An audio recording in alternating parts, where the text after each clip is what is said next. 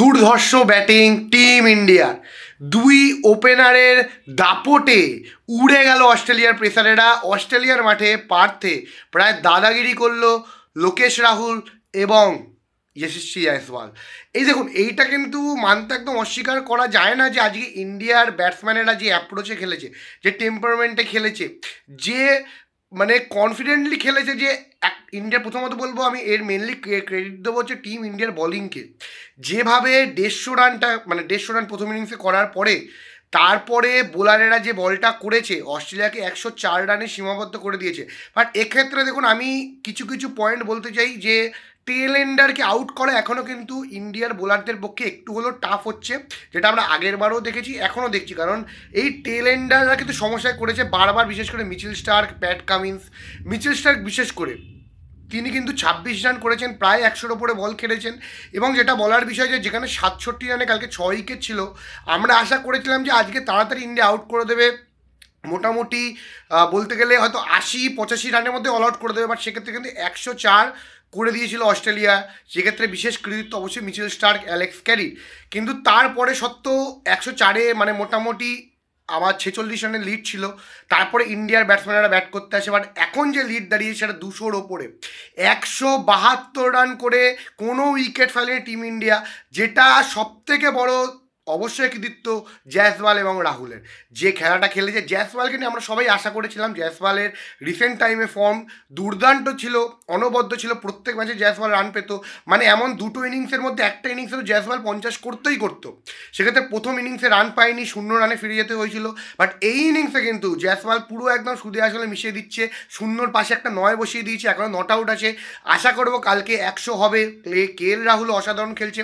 But হ্যাঁ, যেটা চমকের ব্যাপার ছিল কে এল রাহুল যে খেলাটা খেলেছে সেটা নিয়ে আলাদা করে বলার নেই। কারণ এই ওপেনিং পজিশনটা কিন্তু কে এল রাহুলের আসল জায়গা।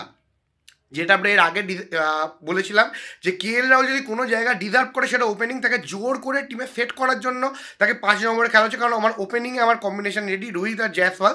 তাই কে এল রাহুলকে আমাকে খেলাতে হবে, তাই 5-এ। বাট কে এল রাহুল যে 5-এর প্লেয়ার নয়, সে যে ওপেনার প্লেয়ার, আজ কিন্তু আবার প্রমাণিত হলো। প্রথম ইনিংসেও কে এল রাহুল ভালো টাচে ছিল, একটা ভুল সিদ্ধান্তের বলে তাকে ফিরে যেতে হয়। বাট এই ইনিংসে কে এল রাহুল কিন্তু অনেকটা বেশি বল, যে বলগুলো ছাড়ার বল ছেড়েছে, যে বলগুলোকে শট মারা সেটা শট মেরেছে, যেটা কে এল রাহুলকে প্রশংসা অবশ্যই করা উচিত। আর যেটা মেন ব্যাপার, এই যে আমরা বলেছিলাম যে এই পার্থের পিচে ডে 2 এর পর থেকে পিচ একটুখানি ব্যাটিংয়ের জন্য উপযুক্ত হয়। কোকাবুরা বলে যখন পুরনো বল হয়ে যায় তার সেলাই যেটা আছে একটু নরম হয়ে যায়, সফট হয়ে যায়, যে কারণে বলে সেরকম সুইং হয় না, সেরকম পেস থাকে না বলের মধ্যে, পিচের একটু ব্যাটিংয়ের উপযুক্ত হয়ে যায়। তো এই অ্যাডভান্টেজই ইন্ডিয়া নিয়েছে। ইন্ডিয়া কিন্তু কোনো উইকেট দেয়নি মিচেল মার্কসকে, নেথারল্যান্ডকেও, যারা নেথারল্যান্ড এদেরকেও বেশি উইকেট দেয়নি। যারা এদের যদি উইকেট দিত তাহলে মানে অস্ট্রেলিয়া আরও বেশি মোটিভেট হয়ে, আরও বেশি আত্মবিশ্বাসী হয়ে বল করতে পারতো। বাট যেক্ষেত্রে দেখা গেলো প্যাট কামিন্সের সমস্ত প্ল্যানই কিন্তু ফেল হয়ে গেল। তো এইবারে দেখা যাক যে কালকে কতটা রান আরও জুড়তে পারে। অলরেডি 200-র ওপরে রান আছে, তার উপরে আরও কতটা রান কালকে, মানে 210-12 আপাতত লিড করছে টিম ইন্ডিয়া। এখান থেকে কালকে অবভিয়াসলি দুটো প্লেয়ার 100 মারবে, আরও লম্বা খেলবে। কারণ যতক্ষণ না নতুন বল আসছে ততক্ষণ এরা দুজন তো খেলবেই, খেলাটা উচিত। আর আরও লম্বা খেলুক। মোটামুটি 300-400 রানের কম তো ইন্ডিয়া ভাববেই না। অলরেডি 200 বলে লিড, 400 রানের ওপর লিড তবেই ছাড়বে। তারা যদি উইকেট ফোরে সেটা আলাদা ব্যাপার। বাট 400-র কম তো ভাববেই না, কারণ এই অস্ট্রেলিয়া টিমকে অতটা হালকাভাবে নিলে হবে না। কিন্তু ব্যাপারটা হলো কি, নতুন বল এলে একটু প্রবলেমে পড়বে হয়তো ইন্ডিয়া। বাট যে খেলা খেলছে দুটো ব্যাটসম্যান, আমার মনে হয় না অত সমস্যায় পড়বে। কালকে প্রথম সেশনটা একটুখানি টাফ হবে, বাদবাকি প্রথম সেশন বা প্রথম দিকের 1 ঘন্টা কাটিয়ে দিলে আর কোনো অসুবিধা হবে না। তো 400 রানের মেনলি টার্গেট থাকবে আশা করছি। মানে অনেকটা বেশি আত্মবিশ্বাসী, যেহেতু বোঝা যাচ্ছে যে এই ম্যাচটা হয়তো ইন্ডিয়া বার করে নিয়েছে। তো কালকে অকশন দেখা যাক কী হয়। তো আপনাদের কি মতামত অবশ্যই কমেন্ট বক্সে কমেন্ট করে জানাবেন, এবং ভিডিওটা কেমন লাগলো অবশ্যই কমেন্ট করবেন। ভালো লাগলে অবশ্যই লাইক, শেয়ার, সাবস্ক্রাইব করবেন। ধন্যবাদ।